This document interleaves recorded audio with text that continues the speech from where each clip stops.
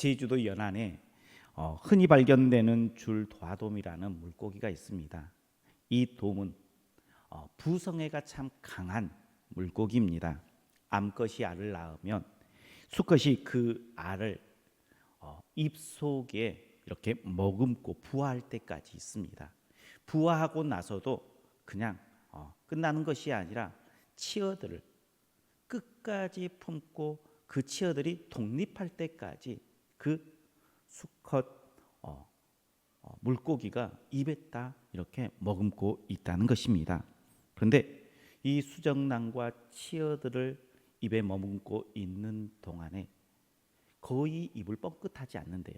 뻥끗할 때는 치어들이 그리고 수정 알들이 그곳에서 숨을 쉴 수 있을 때만, 그것이 필요할 때만 입을 뻥끗하고 먹을 것을 위해서는 절대 뻥끗하지 않는데요. 이 치어들이 다 성장해서 수컷의 입에서 떠날 때쯤 되면 아무것도 먹지 못했기 때문에 이 수컷은 거의 쇠약해져서 죽는 경우가 참 많다라고 이야기를 합니다. 죽음이 두려우면 언제든지 그 치어들을, 그 알들을 내뱉으면 돼요. 그런데요, 그 돔은 절대 그렇게 하지 않는다는 거예요. 이것이 부모의 마음이에요. 우리를 지금까지 지탱할 수 있도록 키워준 부모의 마음입니다. 부모는 자식을 위해서 나의 모든 것들을 다 내려놓아요. 헌신합니다. 그러면 자녀들도 그 부모의 마음을 참 많이 받았기 때문에 알아주면 좋은데 그 받은 은혜들을 많이 알지 못하고 깨닫지 못하고 넘어가는 경우들이 참 많습니다. 그래서요, 성경은 끊임없이 우리들에게 이야기해요. 내 부모를 공경하라.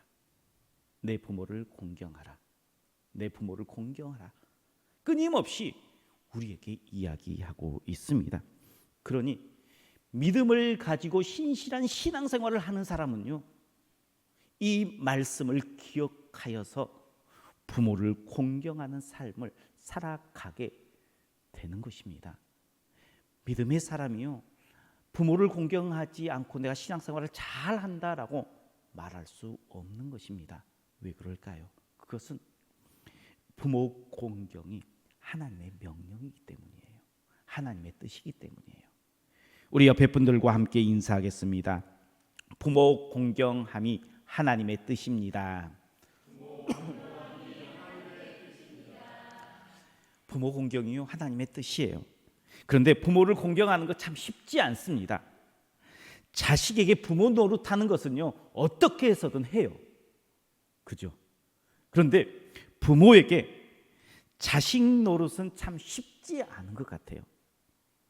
너무나 힘들면 놓을 때도 있어요.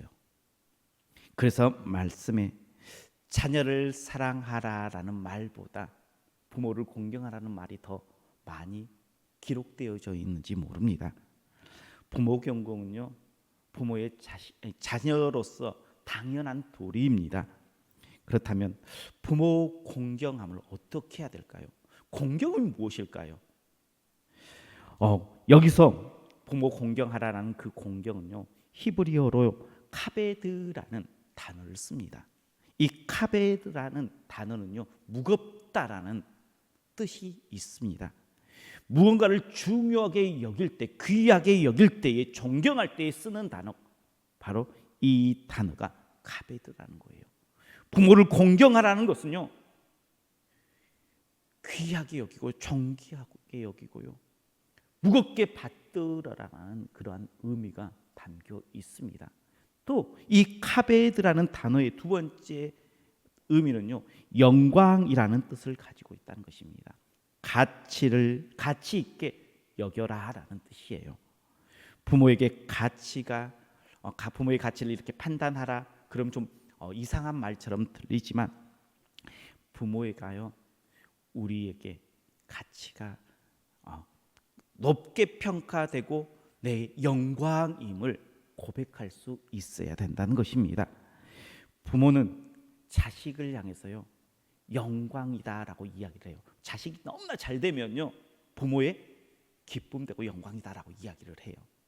그런데요 부모가 잘 되면요 이해타산을 딱 따져요. 그래서 나에게 좋으면 이익이 되면 영광이 되어지는데 그렇지 않으면 큰 감흥이 없는 게 자녀인 것 같아요. 부모가 성공을 거두던 그렇지 않던 그분이 내 부모이기 때문에 나에게 사랑을 흘려 주었기 때문에 내가 그 부모의 그 은혜에 감사합니다. 부모님이 나의 영광입니다. 고백하는 것. 이것이요 부모를 공경하는 것입니다. 이렇게 함이 부모를 공경하는 거예요.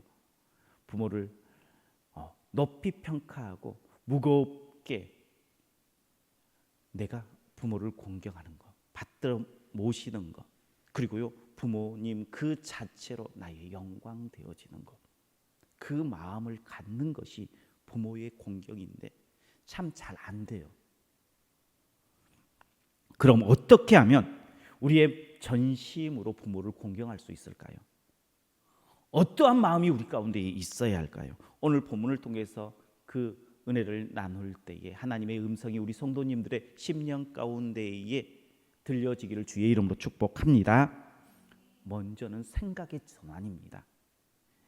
부모 공경은요 의무를 넘어선 권리임을 우리가 정확하게 알아야 된다는 거예요. 부모 공경은요 의무예요. 4절에 보니까 하나님이 이르셨으되 내 부모를 공경하라 하시고 라고 말씀하고 있습니다. 부모 공경은요 하나님의 명령입니다. 우리가 잘 아는 10계명의 말씀 중에 신명기 5장 16절에 보면요 너는 하나님 여호와께서 명령한 대로 내 부모를 공경하라 라고 기록하고 있어요. 여호와께서 명령한 대로 너는 부모를 공경하라.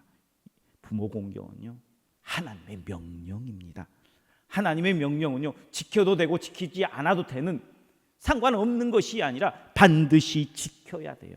만약에 하나님의 명령을 어기면 어떠한 일이 벌어질까요? 그 명령의 경중에 따라서요 벌을 받게 돼요. 사울이 하나님께서 진멸하라는 명령에 순종하지 않고 제사 드린다는 명분으로 소와 양을 남깁니다. 그 결과요 하나님의 버림받은 사람이 되어져요. 또 가데스 바네아에서 이스라엘 백성들에게 올라가라라고 했는데 그 가나안 땅의 거민들이 무서워서 올라가지 않고 거역함으로 인해서요 이스라엘 백성들은 40년 동안 광야에서 살고요 그 한 명도요 여호수아와 갈렙을 제외한 모든 사람은요 그 약속의 땅을 밟지 못하고 죽음을 당해요. 하나님의 명령을 어기면요 그에 대한 분명한 대가가 있어요. 그러면 부모 공경은 어떨까요? 부모를 공경해야 되는데 공경하지 않으면 어떻습니까? 우리 4절 말씀 한번 같이 다시 보겠습니다. 4절입니다. 하나님이 이르셨으되 내 부모를 공경하라 하시고 또 아버지나 어머니를 비방하는 자는 반드시 죽임을 당하리라 하셨거늘. 아멘. 부모를 공경하는 사람이 아니라 부모를 공경하지 않으면요 그래서 그 부모를 비방하는 자는 어떤 벌을 내리느냐? 반드시 죽임을 당하리라 라고 하나님께서는 말씀하고 있습니다. 죽임 당하는 벌을 받게 되어지는 것입니다. 그러니 부모 공경은요 해도 되고 안 해도 되는 그러한 것이 아니라 반드시 지켜야 할 의무가 바로 부모를 공경하는 것입니다. 그런데 그 부모의 공경이요 우리가 반드시 해야 할 의무에서 그쳐서는 안 된다는 거예요. 그 의무가 권리가 되어질 때에 우리는 진정한 부모의 공경을 마음을 담아서 할 수 있습니다. 신명기 5장 16절 말씀에 보면요 너는 내 하나님 여호와께서 명령하신 대로 내 부모를 공경하라. 그리하면 내 하나님 여호와가 내게 준 땅에서 내 생명이 길고 복을 누리리라. 그리고요, 에베소서 6장 1절에서 3절 말씀에 보면요, 자녀들아 주 안에서 너희 부모에게 순종하라. 이것이 옳으니라. 내 아버지와 어머니를 공경하라. 이것은 약속이 있는 첫 계명이니 이로써 내가 잘되고 땅에서 장수하리라. 아멘. 분명히요, 부모를 공경하는 것은 우리에게 주어진 의무입니다. 그런데 의무에서 끝나는 것이 아니라 권리, 축복으로 이어지는 것이 부모 공경인 줄 믿으시길 바랍니다. 부모를 잘 모시고 공경하면요, 내가 잘되고 땅에서 장수하리라. 내가 잘되고 내가 계획하는 모든 일들이 술술 풀릴 뿐만 아니라 너의 생명이 길리라. 하나님께서는요, 부모 공경이 의무로 끝나는 것이 아니라 우리에게 주신 축복의 도구로 그 일들을 우리에게 주셨다는 것입니다. 부모 공경은요, 우리가 무겁게 져야 할 의무가 맞습니다. 그러나 그 의무 뒤에는 더 큰 축복이 우리에게 따르는 축복의 통로임도 우리는 고백할 수 있어야 합니다. 의무이지만 복됨으로 그 권리를 부모 공경에서 찾는 우리 성도님들 되시길 축복합니다. 부모 공경을요, 의무로서만 생각하면 무거워요. 그죠? 의무로만 생각하면 무거워요. 벅차요.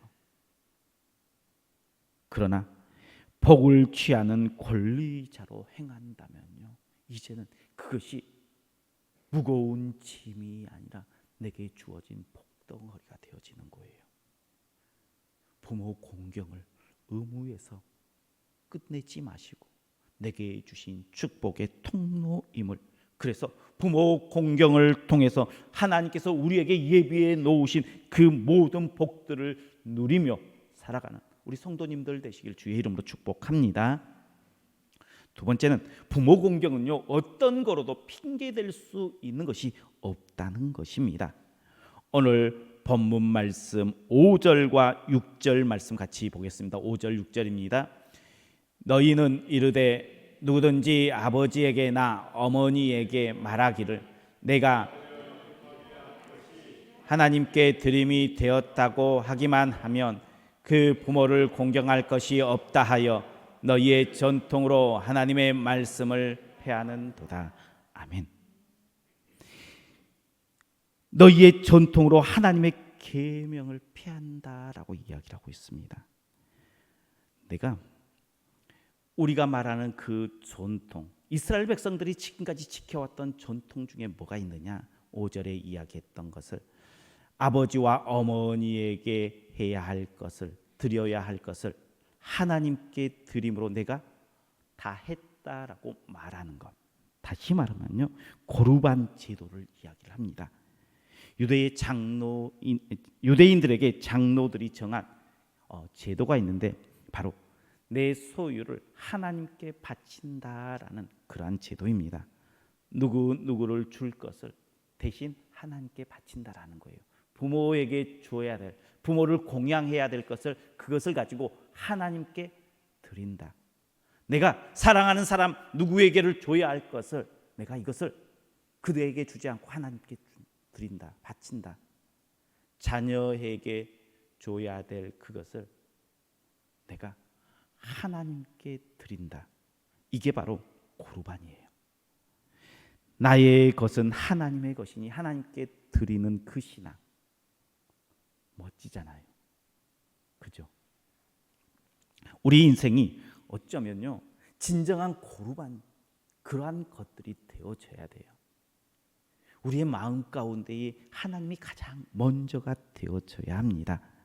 그런 신앙이요, 우리 가운데 있어야 돼요.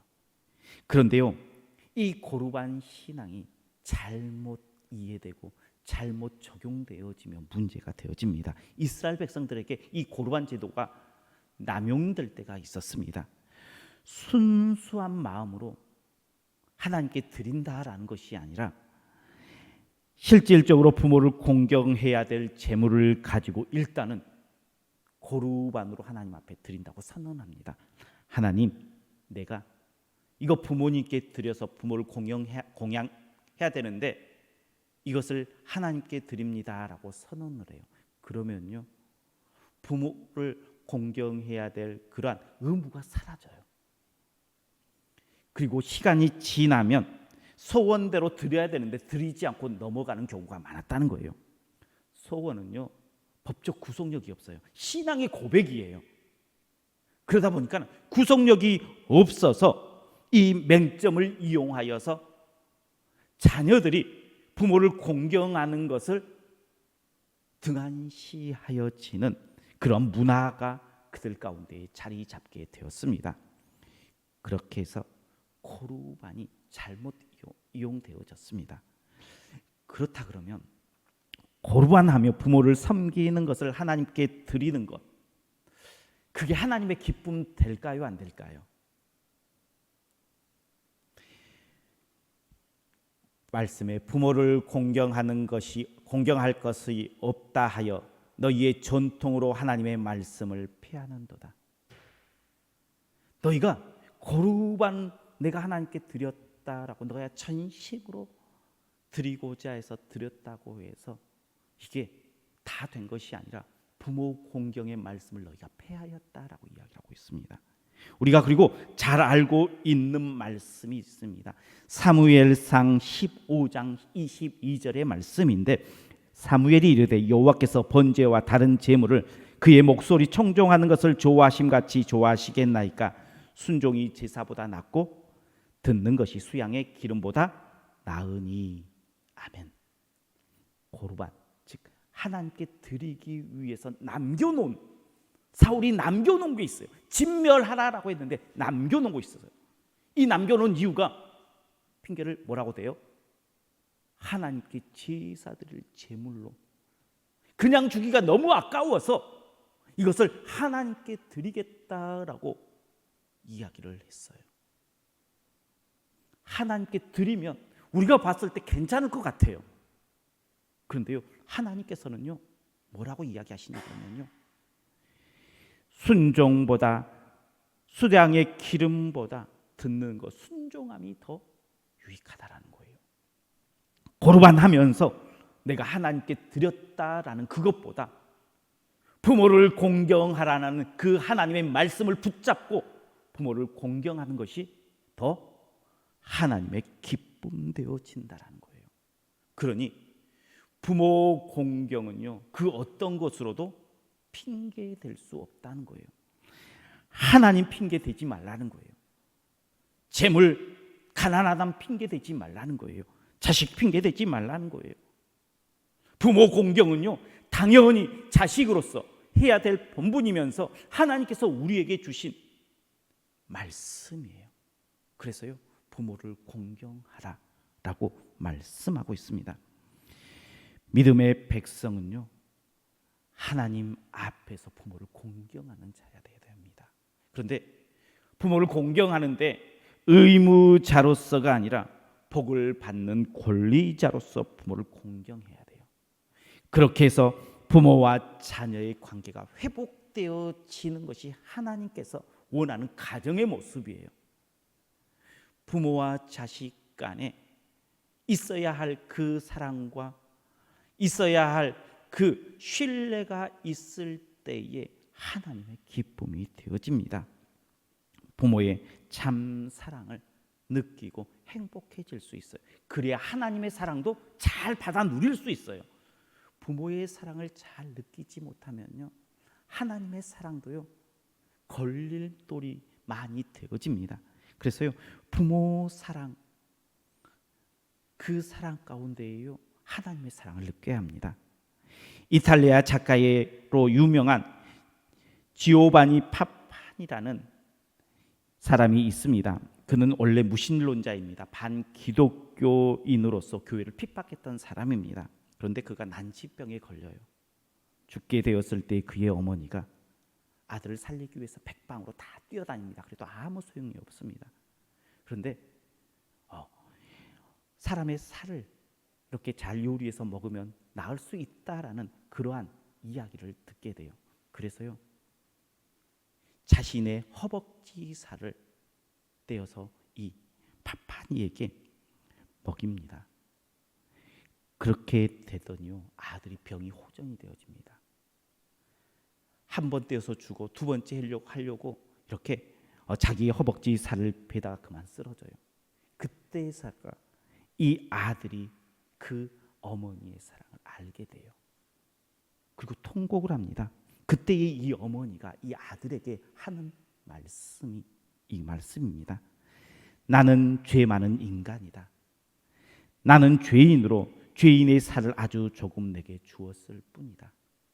그러나 예수님은 죄 없는 하나님의 아들 독생자로서 인간의 몸을 입고 오셔서 인간을 구원하시려고 인간의 죄를 위해 십자가에 찍히시고 피 흘려 죽으셨으니 너는 그 예수를 믿어라 라고 이야기를 해요.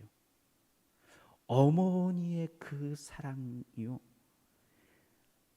하나님을 아는 그러한 귀한 은혜의 자리가 되어져요. 도구가 되어져요. 어머니의 그 피 흘림이요, 아버지의 그 피 흘림이요, 내게 누려졌을 때에 진정한 하나님의 사랑이 우리 가운데 누려져요.